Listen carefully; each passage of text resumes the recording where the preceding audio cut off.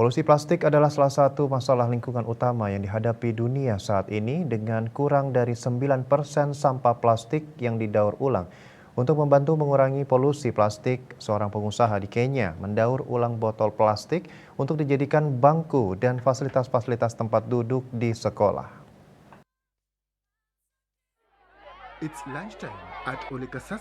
Saatnya makan siang di sekolah dasar Ole Kasasi di Ongata Rongai, Kenya, yakni sebuah kota di pinggiran Nairobi. Dan berkat inisiatif daur ulang plastik yang dilakukan oleh pengusaha Michelle Mucuri, anak-anak kini memiliki tempat duduk karena bangku makan siang mereka terbuat dari batu bata plastik atau batu bata ramah lingkungan.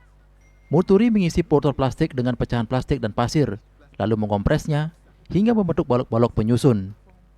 Mucuri mengatakan lebih lanjut, daripada plastik terurai di lingkungan yang tidak akan pernah terjadi, mengapa tidak memanfaatkannya untuk membuat sesuatu yang benar-benar dapat berdampak pada seseorang.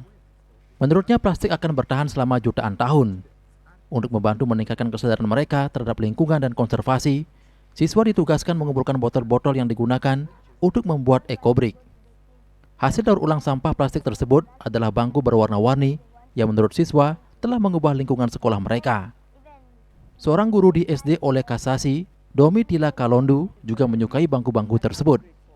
Ia mengatakan ini merupakan peningkatan bagi sekolah.